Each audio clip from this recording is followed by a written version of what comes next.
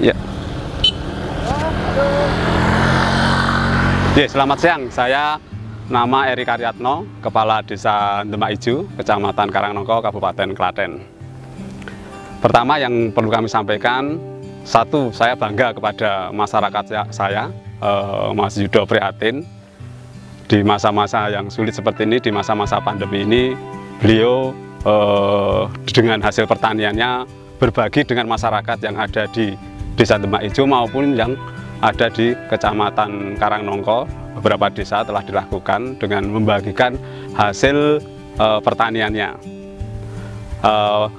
Kemudian yang kedua perlu kami sampaikan juga bahwa Desa Demak Ijo ini adalah luas area pertaniannya hampir 78 hektar dan hampir separuhnya itu memang untuk tanaman padi, kemudian hampir separuhnya untuk lahan kering, ada tanaman lombok, tanaman melon, tanaman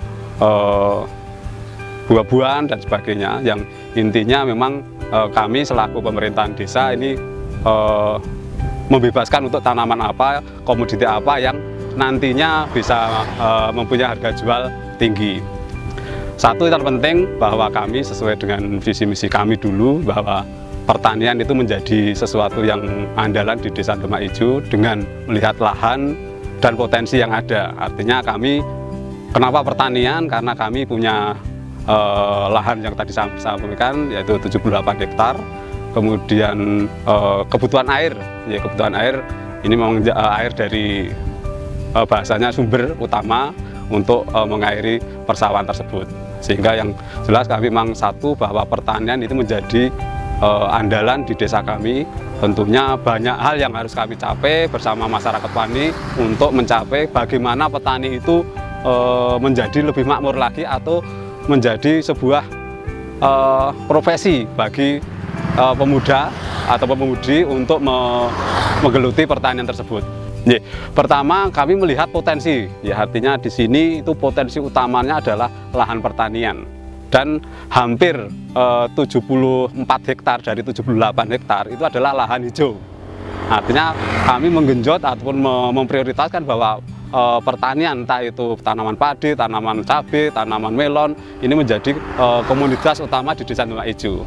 Harapan kami nanti berbicara dengan padi di Kabupaten Klaten ini nanti bisa masuk ke Demak Ijo, sehingga harapan kami membangun menjadi sentra penghasil padi di Desa Demak Ijo, khususnya di wilayah Karangnongko ataupun secara umum di Kabupaten Klaten. Saya lulusan ekonomi, sarjana ekonomi, tapi memang orang tua saya, mbah-mbah saya, ini adalah seorang petani. Artinya kapan lagi kita akan mensukseskan petani di masa-masa seperti ini dan kedepannya? Artinya apa? Bahwa menjadi seorang petani ini bukan pekerjaan yang kedua, ketiga, keempat. Harapan kami menjadi pekerjaan utama. Supaya apa? Supaya apa? Satu, bisa mengolah lahan yang seluas ini, sesubur ini, dengan potensi, dengan SDM yang ada, sehingga ini loh Demak Ijo, sentra di pertanian. Tadi saya bilang bahwa ini tidak khusus hanya padi. Ada cabai, kemudian ada melon, kemudian ada beberapa komunitas yang lain itu. Tapi memang paling besar ini adalah padi, karena selama ini memang padi menjadi andalan di pertanian di Desa Demak Ijo. Kalau melihat dari pendidikan saya itu memang background pertanian tidak ada, tapi ayah saya, kemudian kakek saya, mbah buyut saya itu sebagai petani. Harapannya ini siapa yang akan melanjutkan? Kami selaku stakeholder yang ada di sini untuk mendorong itu. Artinya mendorong bagaimana Demak Ijo menjadi sebuah sentra pertanian yang maju. Artinya dengan berbagai hal yang tidak menjadi petani tradisional, tapi dengan sentuhan-sentuhan teknologi yang ada sekarang menjadi sebuah pekerjaan petani itu menjadi pekerjaan utama di wilayah kami, khususnya masyarakat di Desa Demak Ijo. Ya, jadi luas pertanian di Demak Ijo ini memang tidak besar amat, 78 hektar. Tapi dengan 78 hektar ini bagaimana kami bersama petani, terutama kelompok tani, kami ada dua kelompok tani, satu Gapoktan, kelompok tani jujur, dan kelompok tani makmur. Gapoktan adalah jujur makmur, bagaimana memaksimalkan lahan yang ada di Demak Ijo ini. Artinya kami berkesempatan dengan petani, ini tanam pertama misalnya tanaman padi, kemudian ada tanaman cabai, ada tanaman melon. Ini memang kembali ke masing-masing petani melihat potensi pasar yang ada, sehingga kalau dilihat dari luasan tanah memang kami tidak besar, tapi bagaimana caranya sentuhan teknologi dengan sentuhan peran pemerintah terutama dari pertanian ini bisa memaksimalkan hasil dengan luas yang tidak terlalu besar ini. Contohnya nanti pada bulan Agustus, pertengahan Agustus kami mulai bermitra dengan Dinas Pertanian yaitu menanam Serinuk seluas 4 hektar. Harapan kami dengan adanya Serinuk ini mengajak petani bahwa kita itu punya produk yang asli Klaten. Serinuk, Srinar itu produk asli Klaten. Artinya apa? Bahwa dengan kemitraan ini nanti bisa satu membawa petani sendiri secara hasil, karena kami sudah bermitra dengan dinas terkait ataupun instansi terkait kaitannya dengan harga satu. Itu artinya setelah dianalisa itu masuk, sehingga kami berani bermitra dengan menanam Serinuk ini.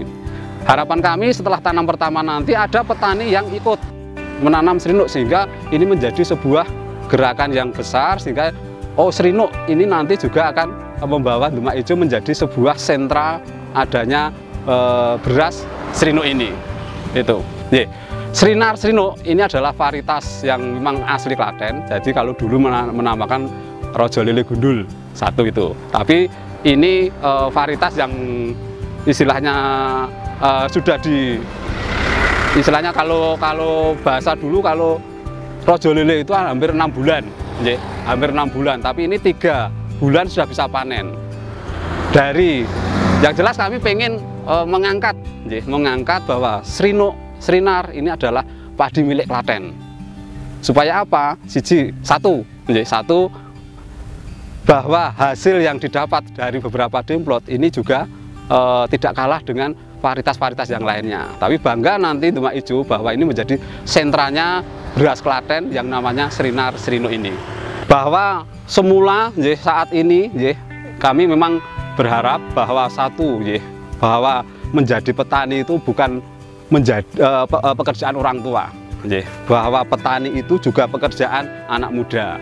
Satu, kami mengenalkan bahwa hasil dari pertanian itu tidak kalah dengan kalau pemuda atau warga itu bekerja di pabrik. Bahkan hasilnya bisa lebih dengan sentuhan-sentuhan teknologi, kemudian sentuhan-sentuhan kegiatan yang memang satu itu menjadi sebuah pekerjaan utama. Bahwa satu, pertanian ini kita advokasi bahwa ini menjadi sebuah pekerjaan yang untuk ditekuni. Sudah ada beberapa contoh di Demak Ijo kalangan pemuda ini sukses di bidang pertanian. Seperti saya contohkan Mas Yudi, kebetulan anaknya Pak Yudo. Kemudian Mas Intan, itu anaknya Pak Karjo.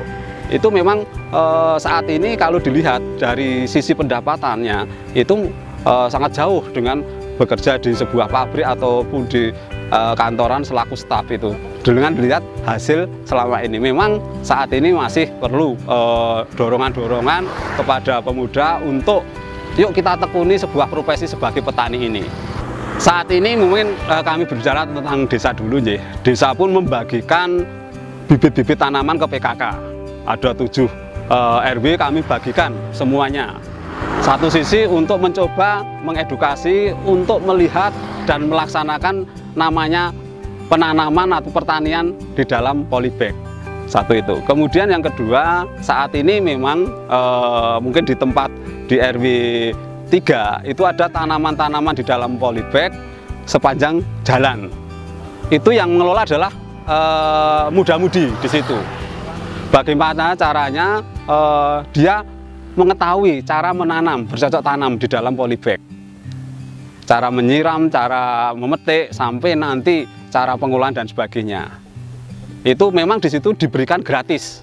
Siapa yang mau silahkan ambil. Tugasnya pemuda memelihara dari awal hingga akhir. Nah ini memang ide dari salah satunya dari Pak Yudo selaku kelompok tani untuk membebaskan. Tapi satu, silahkan diambil tapi juga dipelihara. Tetap ada advokasi kaitannya dengan cara-cara memelihara sebuah tanaman yang ada di pinggir-pinggir jalan yang di dalam polybag itu. Satu, kami dari desa bersama teman-teman, artinya teman-teman seperti Pak Yudo, ayo bareng-bareng kita kembali ke sisi pertanian. Kita punya potensi yang sangat besar di sisi pertanian, baik di lahan maupun di pekarangan. Salah satunya di pekarangan, ini adalah yang ngelola memang pemuda. Dan hasilnya digratiskan, siapa yang mau petik silahkan. Yang pertama, tadi saya di depan menyampaikan bahwa saya bangga kepada personil yang namanya Mas Yudo, bahwa beliaunya membagikan hasil pertaniannya. Tidak hanya sekali, 2 kali, 3 kali, tidak hanya di wilayah Demak Ijo, itu duduklah juga dengan Pak Ijo. Yang pertama, bahwa anggaran kegiatan di samping tadi saya sebut bahwa dari desa itu membagikan kepada masing-masing pokja di PKK. Kemudian kalau kegiatan yang ada di Mas Yudo ini memang benar-benar pribadinya Mas Yudo. Berpihak Mas Yudo untuk berbagi terutama di masa-masa pandemi ini. Contohnya di wilayah Mas Yudo pernah satu RW itu yang terpapar COVID positif itu ada 14 orang. Jadi kan yang melola teman-teman RW sekitar dikomandani Mas Yudo untuk sebagai gugus tugas tingkat RT RW ini membagikan kebutuhan masyarakat yang melaksanakan isolasi. Ini memang yang ngelola itu teman-teman RW bersama Pak Yudo. Kemudian dari hasil pertaniannya juga dibagikan. Jadi dibagikan kepada terutama masyarakat yang isoman. Jadi saat ini memang untuk yang RW 3 ini pernah mencapai puncaknya ada 14 orang yang melakukan atau sedang melaksanakan isolasi mandiri. Saya mengajak kepada teman-teman semuanya, baik kepala desa maupun masyarakat, bahwa masing-masing potensi di desa masing-masing itu beda. Tapi jangan memaksakan sesuatu pekerjaan itu kalau tidak ada potensinya, akan sia-sia.